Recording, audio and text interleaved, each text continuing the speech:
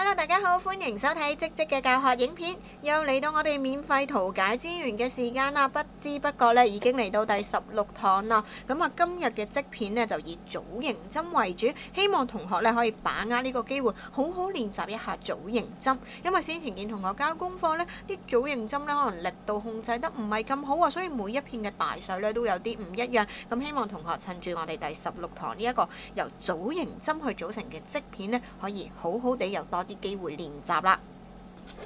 咁我哋中間呢係圓形開針嘅位置，第一行將會由3個鎖針為之起點。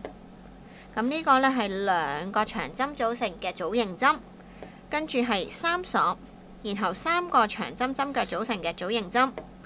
再嚟啦，3鎖組形，3鎖組形，一路重複，直到最後完成組形針3鎖針之後，我哋會有一次引拔針，咁就係第一行結束嘅位置。第二行會係鎖針開始，然後短針，4鎖組形，組形將會係做喺上一行2個組形中間形成嘅大窿，然後4鎖，再嚟短針4鎖組形4鎖。咁我哋見到個規律呢，其實係重複嘅。咁我哋只要記住每一個組形都係做返喺中間呢個大窿，咁就冇問題啦。咁去到最後完成組形之後，係4次鎖針，1次引拔針。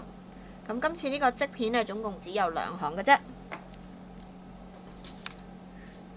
咁我哋先由中間部分開始，無論係鎖針開針或者環形開針呢，其實都冇所謂嘅。咁如果係用鎖針開針，我哋平時用1+4啦，因為今次中間嘅針數會比較多啊，咁所以我哋會用1+5，咁啊令到中間個圓心大啲。咁啊先開3個鎖針，咁啊暫時都唔需要落記號扣啊。然後係2個長針組成嘅組形針，組形針係翹線。穿入針位將線拉出，每次過2圈，再嚟翹線，穿入同一針位將線拉出，每次過2圈，形成咗2個嘅針腳，往外翹線一拼收起。咁我會將記號扣標記住喺組形嘅正上方。咁第一圈總共會有8個嘅組形，咁所以我哋需要繼續進行。每次組形中間都會有3個鎖針作為分間。再嚟啦，今次係3個長針組成嘅組形針，所以我哋會先做3個嘅長針半製成品。手上會得到4個線圈，往外翹線一拼收起。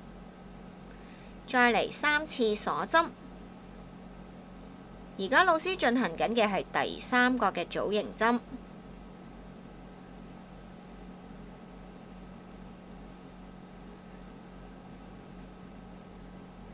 咁我哋做組形針呢，需要放鬆少少，放鬆嘅位置呢係翹線穿入針位將線拉出嘅呢一下，將我哋嘅線呢比起平時稍為拉高少少，然後先過圈。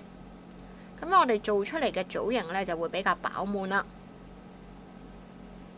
咁如果平時比較手緊嘅同學呢，喺做組形針或者做長針嘅時候呢，都要刻意提醒住自己，需要手鬆啲，放鬆少少。唔好將線材拉扯得太緊。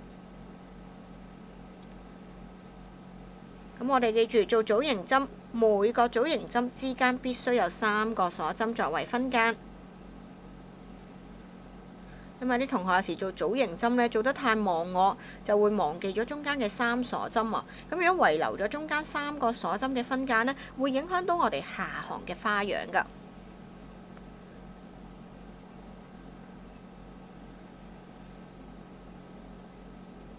咁我哋數一數，而家完成咗7次嘅組形針。咁老師手上呢度仲差最後1次，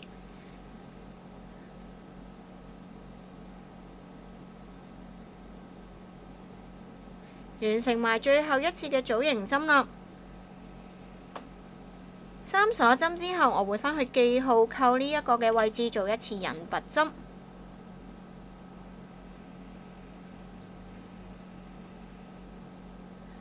然後根據圖解嚟緊，我哋會係一個鎖針、短針。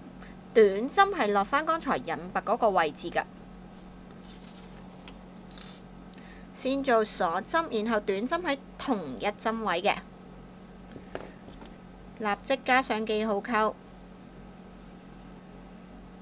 然後係4次鎖針，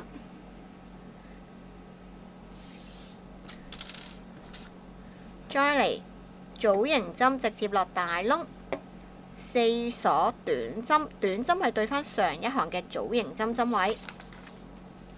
先做今行嘅組形針，落針位置將會係正前方呢個大窿。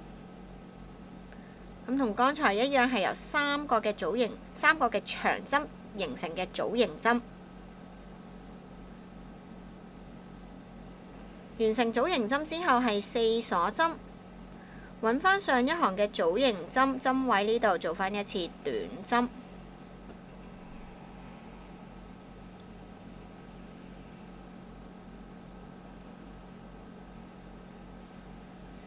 再嚟啦，同樣4鎖針開始，喺大窿位置做一個3長針針腳形成嘅組形針，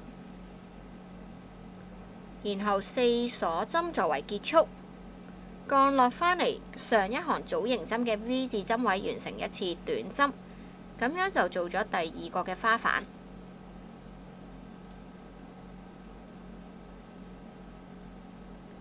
咁我哋重複以上規律，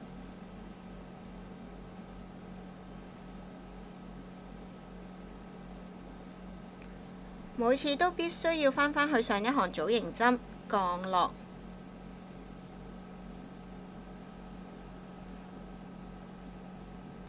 完成埋最後一次嘅組形針，將會係4鎖針作為結束，跟住返去記號扣位置做返一次引拔針。線尾預留1個手指左右長度剪斷，線尾喺線圈套住拉出，稍為用力收緊，利用縫針將我哋嘅線尾藏好。線尾將會喺針位之間嘅空隙經過，稍作整理之後，我哋就可以將手上嘅線尾剪斷。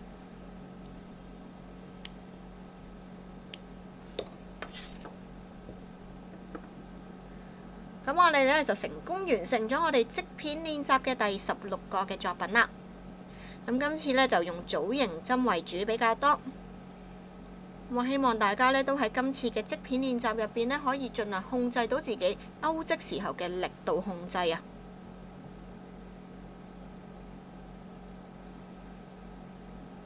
咁我哋就下堂再同大家玩更多唔同嘅織片啦。下堂見，拜拜。